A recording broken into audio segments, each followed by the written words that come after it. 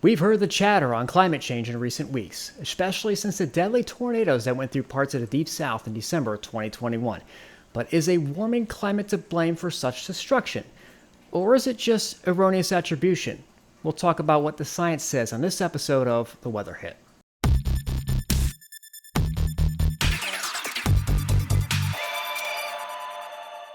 Before we can say whether or not tornadoes are increasing in frequency, becoming more intense, we need to know what environments support tornadic development in the first place and how they form.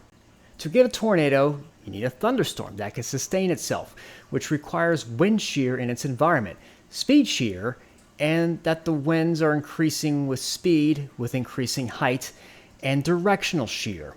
Now, winds changing from more of an east or southeasterly direction at the surface to the west higher above the ground. Now, those two types of shear set up an environment for rotating and tilted thunderstorms called supercells. This shear can be created, though not solely by large-scale weather patterns in the mid-latitudes.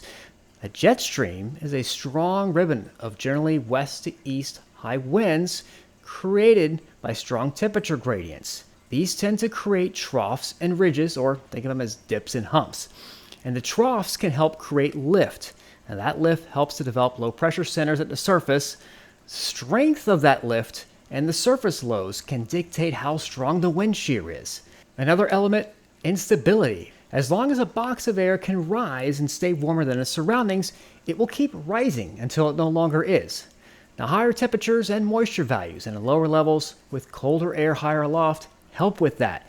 Environments that support supercell thunderstorms can also lead to tornado development. Thunderstorms in an environment where horizontal spin is taking place can pick up these tubes with updrafts. A downdraft from part of the storm can break that tube apart, stretch it into an updraft, and potentially develop a tornado. Now, it's worth noting that there's still some things we don't fully understand about tornadoes and their development, such as why some storms, despite a prime environment, develop tornadoes and not others. Now that we know what ingredients are needed to make tornadoes, have any of these changed? And if so, can the changes be attributed to a warming planet? We'll start with wind shear. There's one peer-reviewed paper I uncovered that mentions it. The authors argue that shear would increase under moderate warming of the atmosphere, about 2 degrees Celsius warmer than pre-industrial levels. Next, jet streams. This is a controversial topic in the atmospheric sciences realm, something called Arctic amplification, which is the rapid warming of the Arctic compared to the rest of the Earth. It's something that we've observed, but scientists, at least some scientists, hypothesize that the AA is altering the jet stream's waviness by decreasing the temperature gradient that causes these high winds, or these high streams of upper level winds. Now, a wavier jet stream would not only create more dips to help initiate mid-latitude storm systems, but also lock in a particular pattern for an extended period of time, leaving one location in abnormally dry and warm conditions, while another would get high rainfall totals, which would create a flooding situation. But other scientists aren't quite sure or convinced yet. As Carbon Brief mentioned, some scientists haven't been able to fully replicate the waviness in modeling, with only showing weaker or non-consistent link between AA and wavier jet streams. Then again, keep in mind there could be some things that the models have yet to resolve.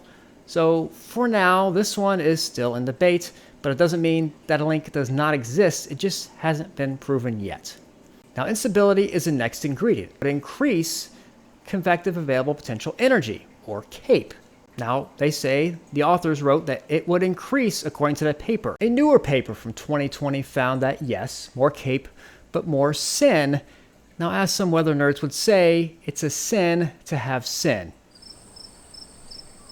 Okay, or convective inhibition. Basically, think of sin as a cap. If you have a weak cap, the CAPE would just be like, whatevs, I'm developing this storm. But stronger sin will put a lid on it.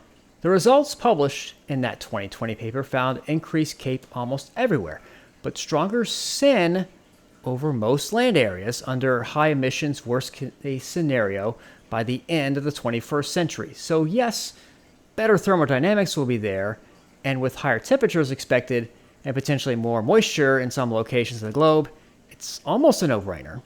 So overall, shear, potentially. Instability, looking probable though with one caveat for more capping.